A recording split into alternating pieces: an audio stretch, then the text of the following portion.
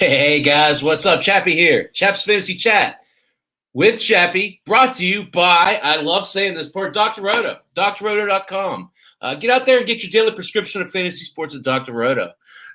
Really an up and coming group, and I'm proud to be a part of it. So thank you, Doc, and enjoy a bunch of great content coming up on this channel. So, this has been an awesome week for fantasy baseball. Well, not for just for baseball in general, because the All-Star game is such a it's such an interesting display. It's the best display of true talent of any of the All-Star games. And if you need any proof to that, all you have to do is look at the ratings. And when you look at what the ratings were for the weekend, so 8.9 million people watched from 9 to 9:15, which outdrew the NBA All-Star Game, which had 5.94 million, and the Pro Bowl, which had 7.98 million. So that tells me, and that's not even counting about the futures game and the home run derby and all that stuff. The home run derby, I have to think, it gets the most views of anything. I said it last week. It is the coolest event of any of the All-Star sports. Really great weekend for baseball. Really like seeing all the camaraderie from the Latin American players. I was a little disappointed that the teams didn't come up and or the players didn't come up and get behind Shohei a little bit there. I mean, I understand why they didn't. It's kind of one of those things where he's kind of like the Duke, right? He's kind of like the number one seed. Everybody's trying to knock him off. Don't want to talk too much about the All-Star game, other than really cool the way they set it up. I tell you, I talked a little bit about it last week, and I went to the home run derby back in 1994 at Old Three River Stadium in Pittsburgh, and I went back just kind of waxing nostalgic a couple weeks back, and looked at the highlights of that, and it was so cool. Frank Thomas hit a ball. I swear it went up to the top deck at Three Rivers, and that was just a mood shot. I remember that, like it was yesterday. But I really like the way it's set up now, where they see these guys. They have a time limit. It really sets up for really exciting competition, and I think it showcases the sport very, very well. This is the last year I won't put the smart money on Pete Alonso. He was so cool watching him do that, out there just dancing and having a good time with, dancing to the music. And just, man, what an entertainer. Really enjoyed seeing that. Just the whole weekend in general was great. I really enjoyed the prospects game and of course, the All-Star game. What I can't think of a sport that has the collection of young talent that baseball has right now. Unfortunately, probably the best of that young talent has been lost for the year. Bad news right before the All-Star break. Ronald Acuna Jr. done for the season. And that's a big blow, not only to Atlanta, which they're directly in the seller's market now, in my opinion, but also for the sport, because here you have a guy who's enigmatic, he's exciting, he's one of these guys that people want to see. I went to Cincinnati a couple weeks back to see Fernando Tatis. To see Fernando Tatis, a 46-year-old man. Acuna's that type of player that people go just to see him. And you know what happens when you go see him? Tatis hit a homer. He did his little dance coming around third. That's the type of thing you pay good money for. And I think the great ones know that on a night in and night out basis, that they're expected to be that. I think it was Joe DiMaggio or Willie Mantle, one of the greats, old timers, said, why do you put in someone asked him, why do you dress every day or something like that? And he said, I dress every day because I don't want to disappoint. Somewhere out there, there's a 6-year-old kid out there at his first major league ball game, and I don't want to let that kid down by not playing that day. And I feel like these kids now get it. Get it. Tatis gets it. Soto gets it. Guerrero gets it. Acuna gets it. It breaks his heart not being there. But someone will step up for Acuna, and he'll be back. I'm not that worried about him. It's just really unfortunate. And what it does, it puts the Braves in seller's mode. Okay? And, there's a lot of pieces there for the Braves to be in seller's mode. Sure, they're going to keep Acuna, and they're going to keep Albies, Freeman, Ian Anderson, Swanson. Most of those guys are probably going to be kept. They're probably going to keep Riley. But even outside of that, you look at some of those guys. Left over, Smiley, Fried, Morton, Enciarte, Arcia, Will Smith, Minner, Luke Jackson. There's a ton of talent there for them to really take It's a shame. It's a shame because they're set up for a really strong second half run. But you don't replace a guy like Acuna. And I look for them to be realistic and understand that. Tonight we're going to talk about the sticky substance and how it's going to affect our pitchers. I like to call it Josh Donaldson's catalog because we've never seen it yet. But I'm making my own. And I'm using stats to back it up. But before we get that, I do want to talk about real quickly what we're about to see in this second half of the Major League season. And I'm specifically talking about all of these prospects that are getting ready to come up. I'm going to spend a little bit of time every week and talk about 2 to 4 impact rookies to keep an eye on. Guys to target that can help you in your fantasy league. So, those of you that have listened to me for a while know that I've been talking about Jarren Duran for quite a bit. We got the call. He's supposed to make his debut tonight. I was really excited. Wanted to have him on the television here behind me as I spoke about him. This is an impact player for the Red Sox immediately. I look for him to play center field pretty much every day for the Sox. I look for him to, top out this year. I think you could see double-digit homers. I think you could see close to 20 stolen bases from him this year. That's an impact profile for your fantasy team. Think about him being in that offense, especially if he does stay at the top, earn the top spot in that lineup. The runs that he will score really are appealing. That offense is really potent if you think about who's behind him, from Devers to JD to Bogarts, on down the line. There's certainly a lot of potential for him to score a ton of runs. This is a guy, if you're in a shallow league, if you're in a league that, maybe they don't keep up the closest up to date on the hot prospects and all that stuff, go out and make sure he's taken. If he's on your waiver wire, cut your worst outfielder and put this guy in, because he's going to be a big impact to the second half of the season. Another guy I think can help, prospect coming up that I think can help this year, and he showed this in the prospects game. The Washington Nationals, Cade Savale. The Nationals are starting to heat up.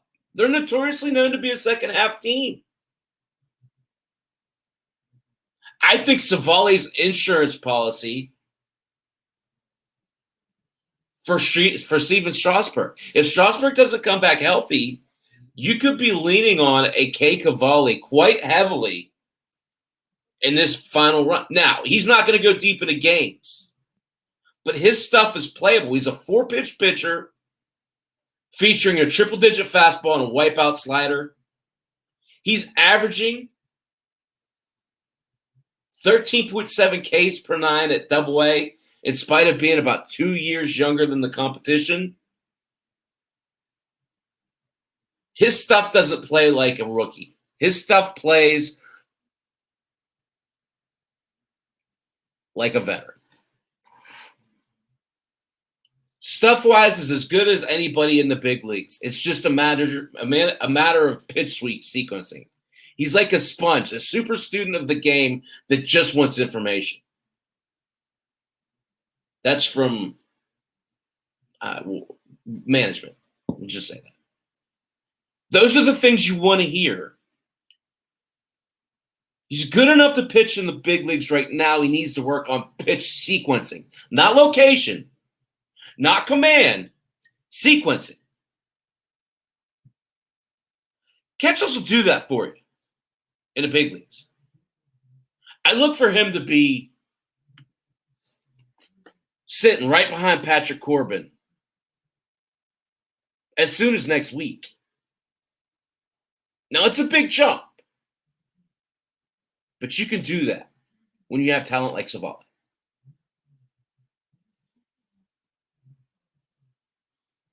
Speaking of talent, Shane Baz, the final dagger in the Chris Archer trade, looks like he is right around the corner to making his big league debut. So if you're keeping track, Chris Archer for Austin Meadows, Tyler Glasnow, and now Shane Baz. How do you say bad trade? I digress. Shane Baz, triple-digit fastball, first-round pick, 13th overall. Really just was kind of lost in the numbers in Tampa Bay. The Glasnow injury opens things up for him, but he's earned it. He's one of these kids that is poised enough to stay in the rotation. I don't know if they'll keep him in the rotation, but he'll eventually be there. He's already got more talent than over half of that rotation. And he's still in refinement. Baz is going to be a big factor in a playoff team's run, whether it's as a starter, an influencer, a full, an actual real pitcher, a starting pitcher, or a relief guy. Whatever the situation that Shane Baz is in the second half of the season, it's going to be influential. I think it's as a starter.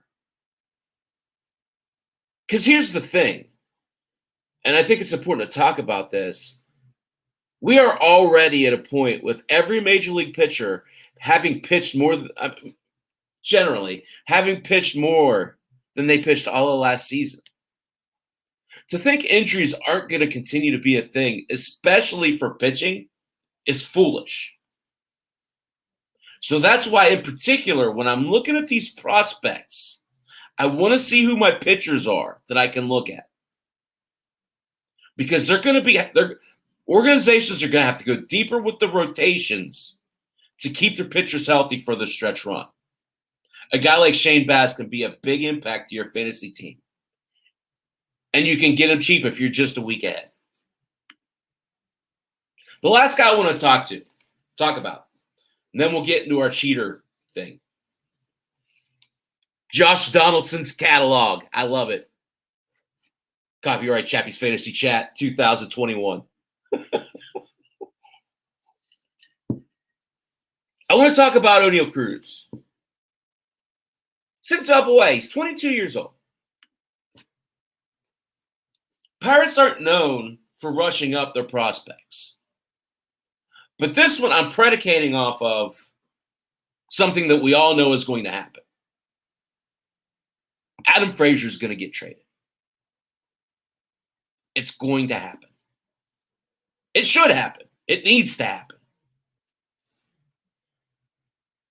The reason why Adam Frazier needs to get traded is because of Oneil Cruz. Oneil Cruz, let's be honest, he's probably a shortstop in this Pirates offense. I don't think Kevin Newman is going to stay at shortstop. O'Neal Cruz has a strong arm. He's a power hitter.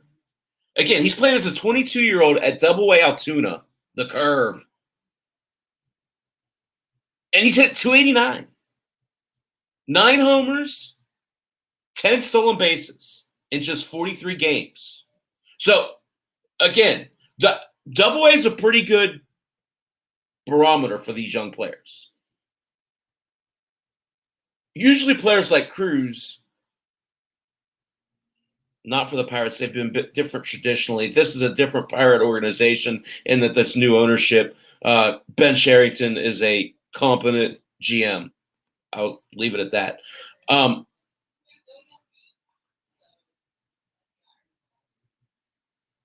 Cruz has 22 extra base hits in those 43 games.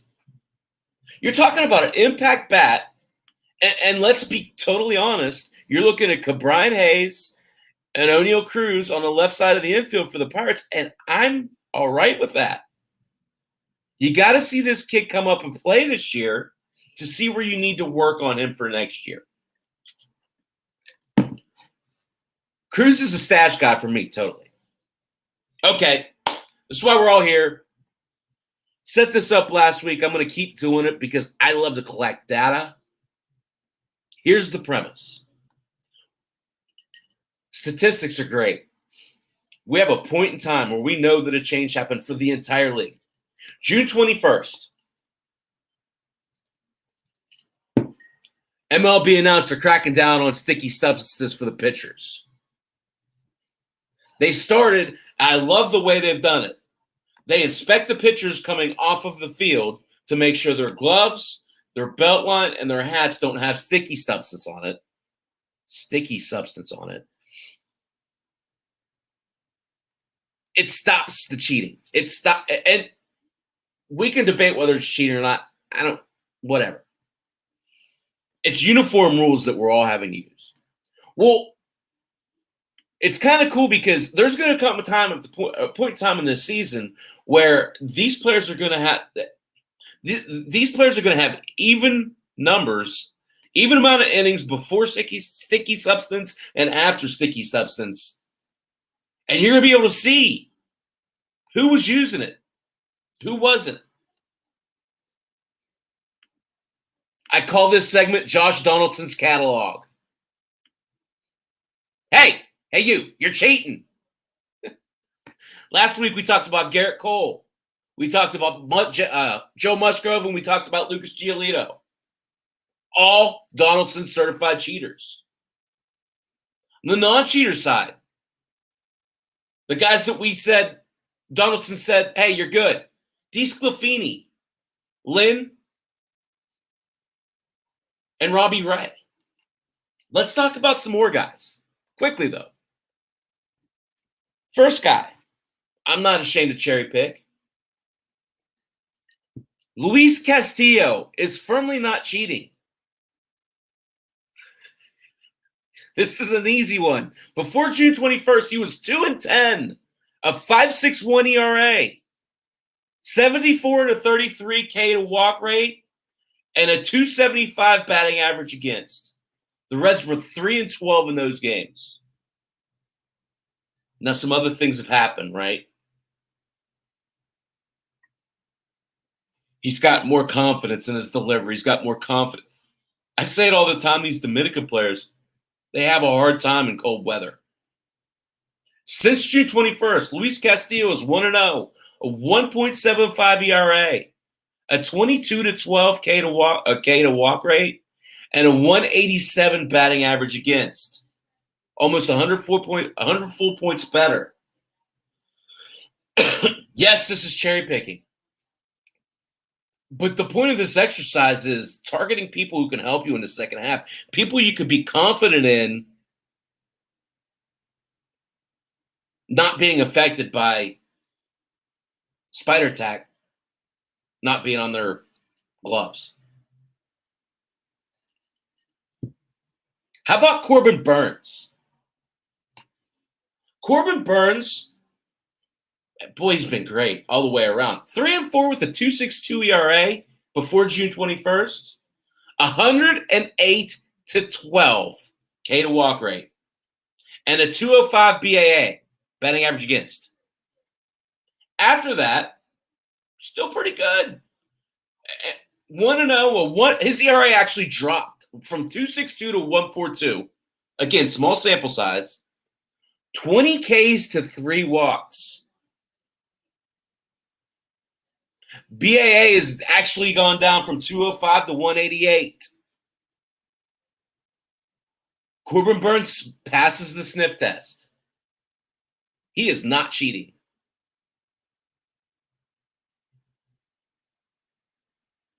How about Cole Irvin, the Athletics starting pitcher? Before June 21st, 4-7 with a 3.89 ERA, 56 Ks, 14 walks, and a 273 BAA, batting average against. After June 21st, he's 2-1, a 2.88 ERA, so his ERA went down a full point, 22 Ks to 5 walks, and a batting average against of 200.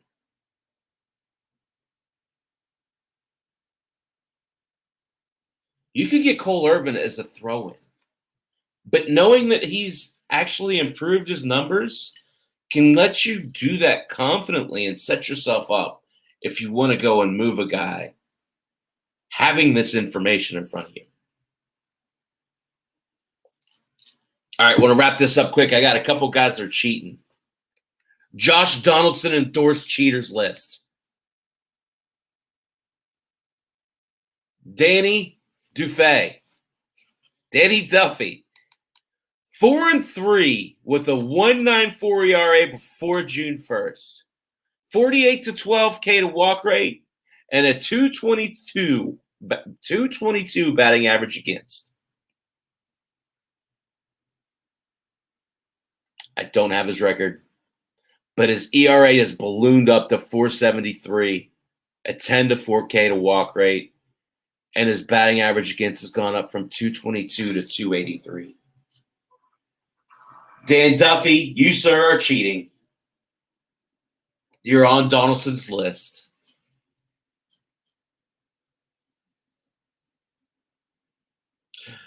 The last guy for this week, Yu Darvish.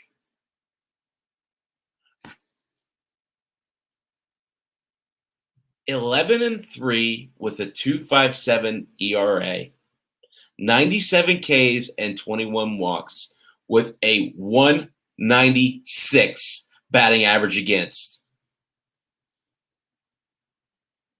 before June 1st.